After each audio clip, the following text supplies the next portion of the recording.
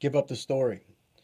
Dr. Wood authored the book Miracles in Minutes, and one of the concepts I'm going to talk about tonight is giving up the story. So, a lot of things happen in life, and it's usually not what happens to us, but the meaning or label that we assign to it then starts causing a life to happen or creating a life that we may not want.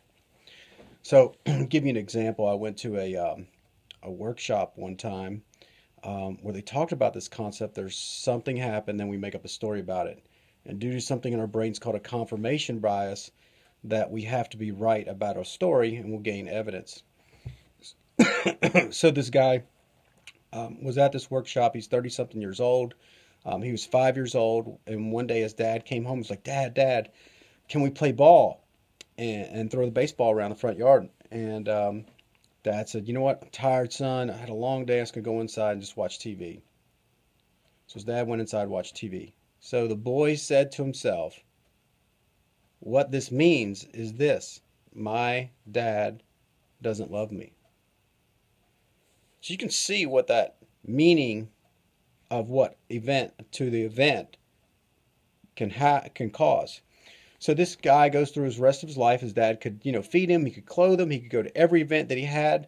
But all it takes is one other event that he's looking for to confirm his belief and his story that his dad doesn't love him. So he could ask his dad to pick him up from work that day. He's like, can't do it, son. I got something else going on.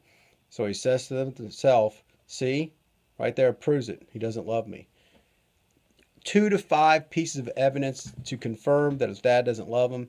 He can negate a million things his father does. Luckily for this guy, he found out at this workshop that he made up a story about his father, and he called his father, said, Dad, I made up this story, about what happened, and, you know, I want to take responsibility for that. And his father, with tears in his eyes and his voice on the phone, said, Son, I've been trying to tell you for 20 years I love you. And that's how powerful a story can be in the meanings that we assign to events in our life and what it can cause, because the relationship him and his father had for 20 years wasn't very good, or 30 years wasn't very good, based upon the meaning that the kid gave. So how's that relevant or germane to my book, Miracles in Minutes?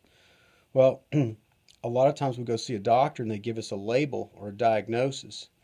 And what happens is a patient starts reading about the diagnosis, and next thing you know, they start living up to the diagnosis. So since they believe that's who they are, this is the meaning to the pain I'm experiencing, this is the meaning to the event that I'm having right now, they need to confirm it. And sometimes people, it feels better to have a label or a meaning to what's going on in our lives, or is it?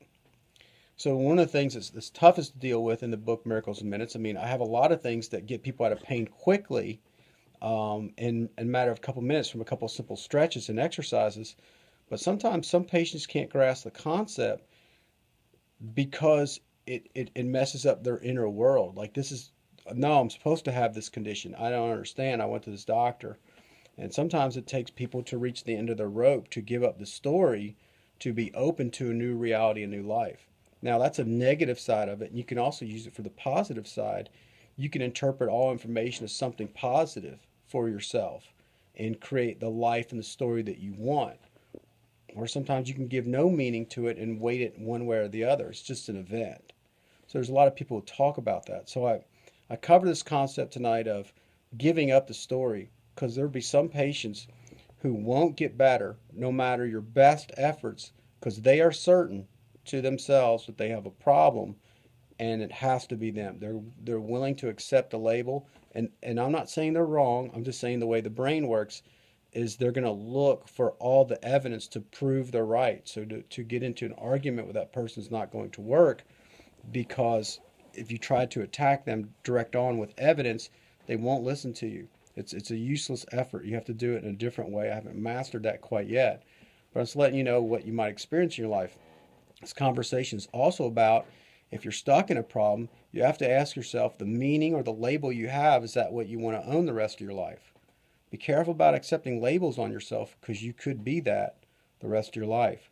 So if you're willing to give up the story, if you're willing to give up the label, you open up the creative brain to now go looking for a solution for you.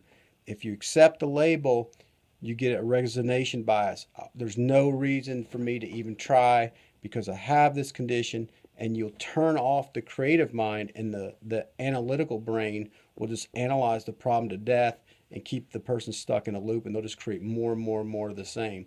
They will never get out of the paradigm because this is what they believe. So even the Bible has a verse that says, guard your heart or guard your beliefs more than anything else, because what you believe you start to become.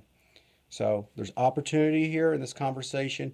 There's also, I hate to say it, the possibility of staying cursed or staying stuck in a problem the rest of your life, just all based upon that. So you have to ask yourself, is the story worth it? Are you willing to give it up and be open to try something new that you have never thought about? So thanks a lot and have a great day.